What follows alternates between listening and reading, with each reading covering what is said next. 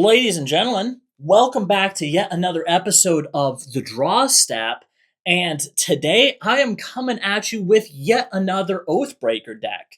I have a couple on the channel now. I've been really getting into these lately, and this Oathbreaker deck is going to have your opponent's head spinning. You could win the game by turn 3, and nobody's going to know what hit them. So, the Planeswalker and signature spell that I'm working with is Kaya Spirit's Justice, 2 mana and white, black, and its activated its static ability says whenever one or more creatures you control and or creature cards in your graveyard are put into exile, you may choose a creature card from among them. Until end of turn, target token you control becomes a copy of it, except it has flying.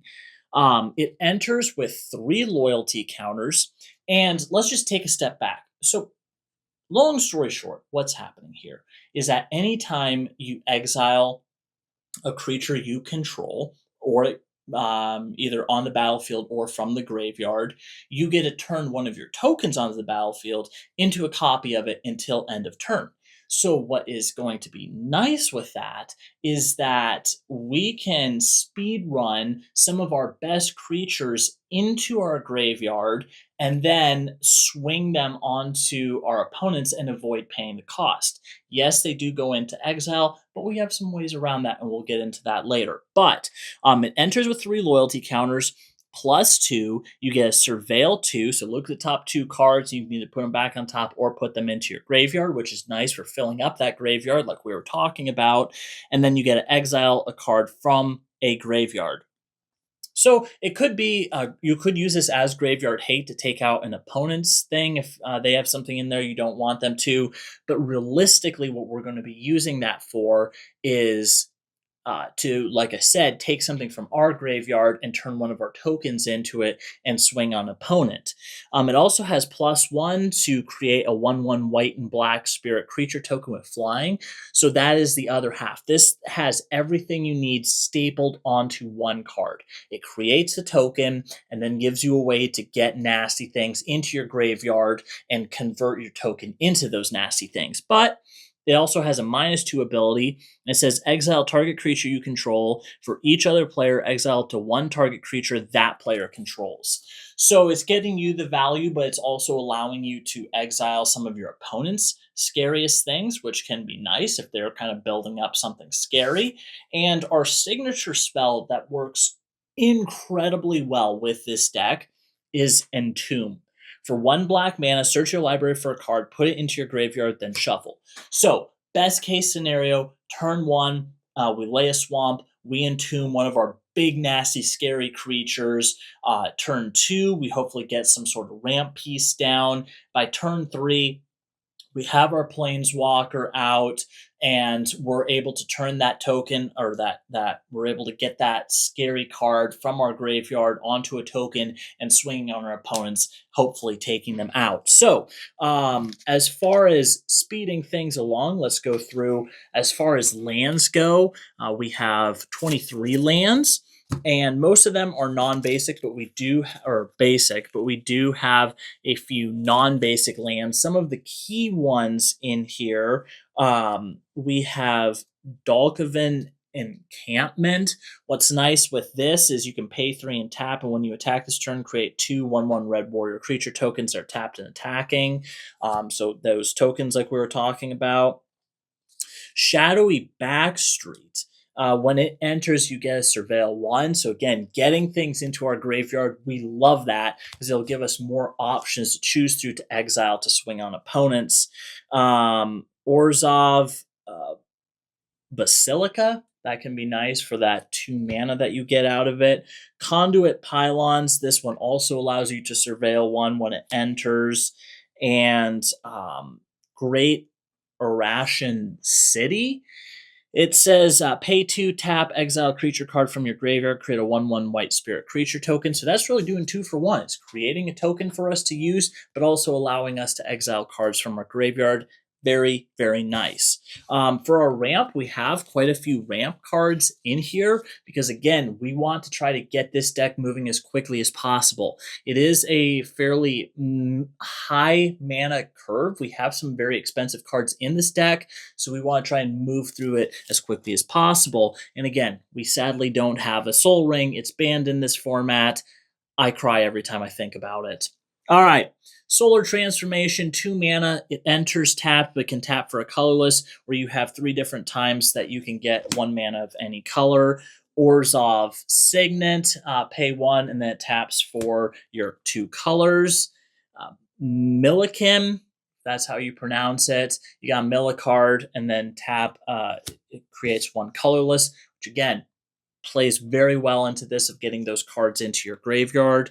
Laser Screwdriver, 3 mana. It can either tap for 1, or you can pay 1, tap an artifact, pay 2, surveil 1. Great, love it. Or 3, goad target creature. We are probably never going to use the goad feature, but either having the mana or the ability to surveil, those work perfectly with this deck. Guardian Angel, it enters tapped and can either tap for a colorless, or it can become a 2/2 Golem artifact creature. Again, don't know how often you're going to be using it, but if in the pinch you need a creature, that's great. And last but not least, we have the next best thing to a Soul Ring. We have a Worn Power Stone, which taps for 2, but it does enter tapped. Now, for thwarting our enemies' plans, if they are starting to get ahead of us while we're trying to build up, we have a couple different ways to deal with them. We have Mortify to destroy target creature or enchantment. Fracture, destroy target artifact, enchantment, or planeswalker. So if they get their Oathbreaker out before you can use that to destroy it. And then Render Inert, 3 mana, says remove up to 5 counters from target permanent and draw a card. You don't normally think about this, like if you're playing Commander, you wouldn't really think about it in this way, but an Oathbreaker, that's great. Most Planeswalkers don't have more than 5 counters on them, so you could use this to kill a Planeswalker. Or if somebody's getting awfully close to their ultimate, at least set them back and get some card draw out of it at the same time. From there, we have a couple value pieces, I could say, for lack of a better term. Commune with Evil, 3 mana. Look at the top 4 cards of your library, put 1 of them into your hand and the rest into your graveyard. You gain 3 life. In a format where we only have 20 life, gaining that 3, that can make a big difference. And then, obviously, again, selecting the cards you need, but also if you get something that you want to be able to cheat out, putting it straight into the graveyard, perfect. That's what we are looking for. Intangible Virtue for 2 mana. Creature tokens you control have +1/+1 in Vigilance. That's nice since we do have a little bit of a token theme in here.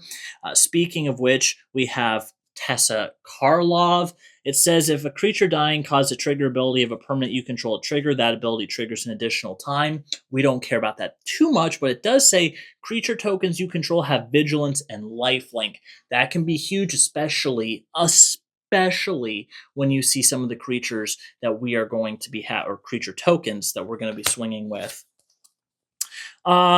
Solemn Golem. This is great. Gets you a land, and when it dies, you get to draw a card. And then Tomic, Wielder of Law. It has affinity for Planeswalkers. So if our Planeswalker's out, hey, costs 1 less. But it's a 2/4 with flying and vigilance, and whenever an opponent attacks with creatures, if 2 or more of those creatures are attacking you and or a Planeswalker you control, that opponent loses 3 life and you draw a card. Again, I keep going back to you only have 20 health in this format.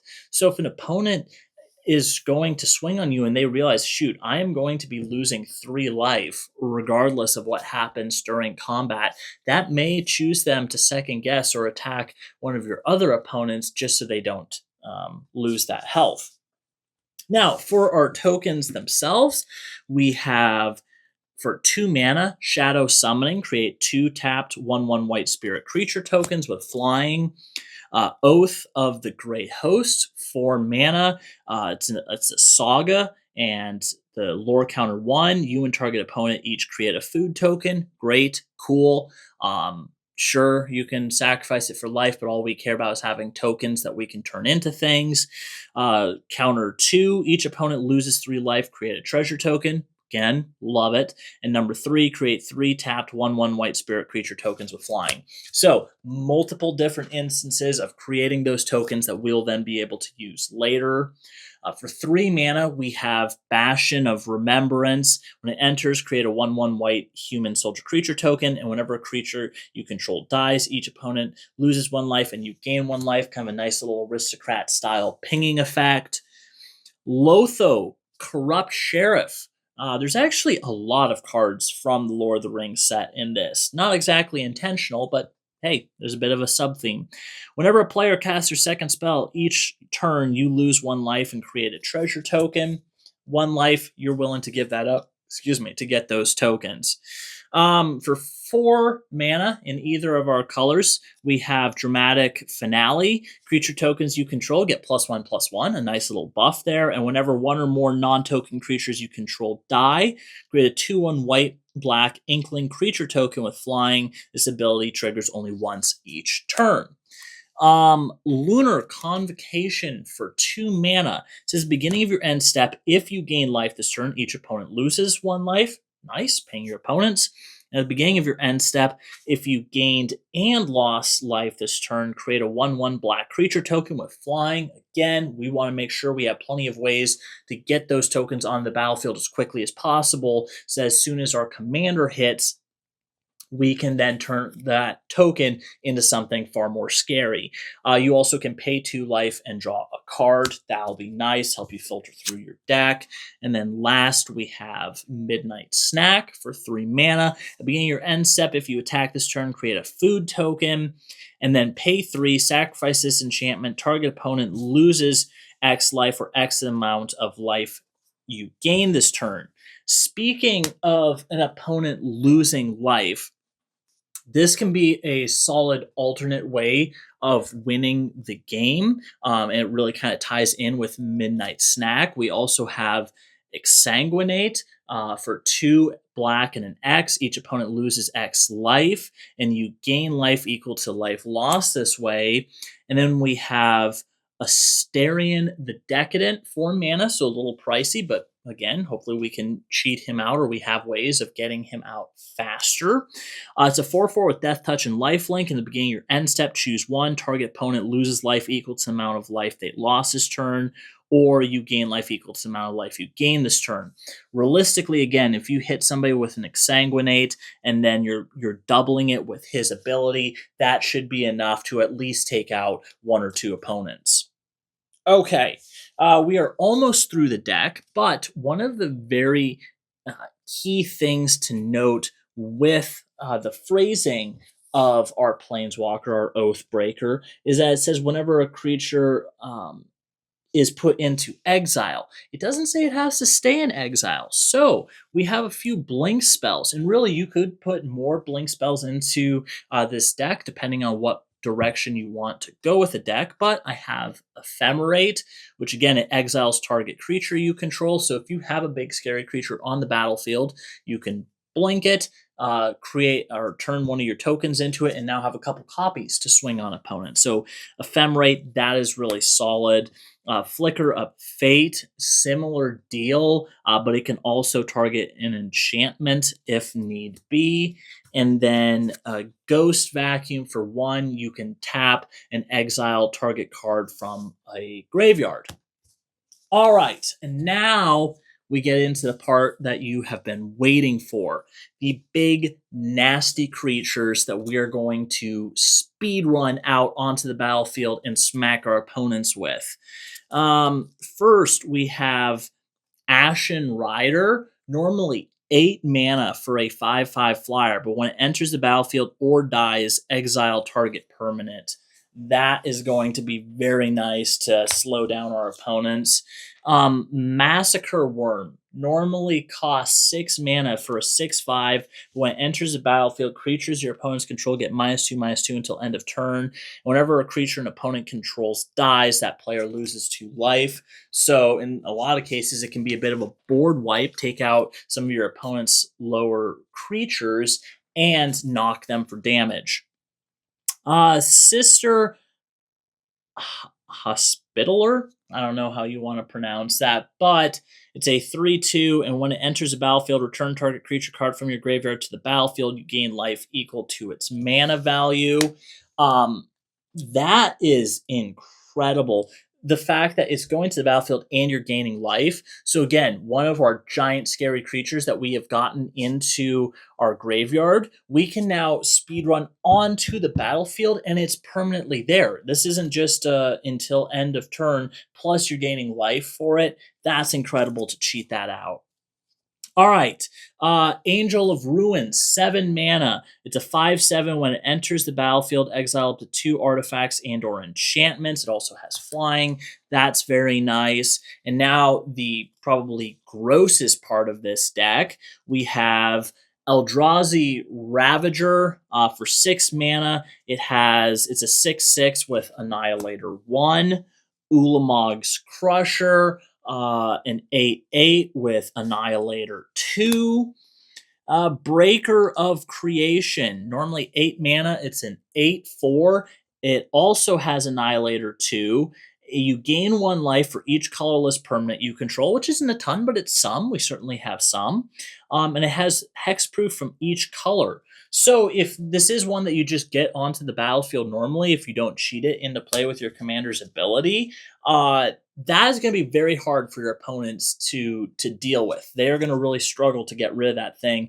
And the Annihilator 2, that is going to hurt them. Speaking of really hurt them, It That Betrays, normally 12 mana for this bad boy, but it is an 11/11 with Annihilator 2, and it has whenever an opponent sacrifices a non-token permanent, put that card onto the battlefield under your control.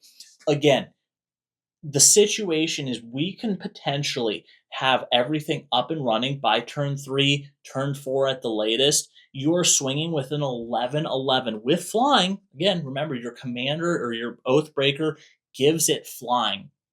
Your opponents are not going to be ready for that. They're going to have to sacrifice 2 permanents. You gain those permanents, so it'll probably be lands that they give you or something cheap.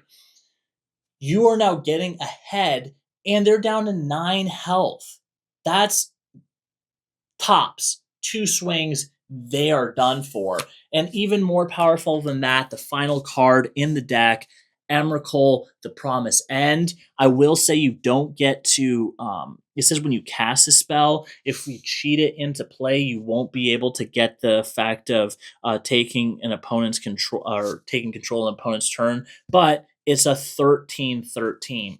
So the most important part is the fact that you are, while most people are just trying to get up and running, you are smacking someone in the face with a 13/13. That's going to be GG's for them. So, again, some of these cards we do have ways to permanently stick around, but this is a very quick deck. We are trying to get this bad boy up and running, get those tokens swinging through, knocking out our opponents, and leaving them just wondering what the hell even happened. But that being said, my background around me is falling apart, just like my life.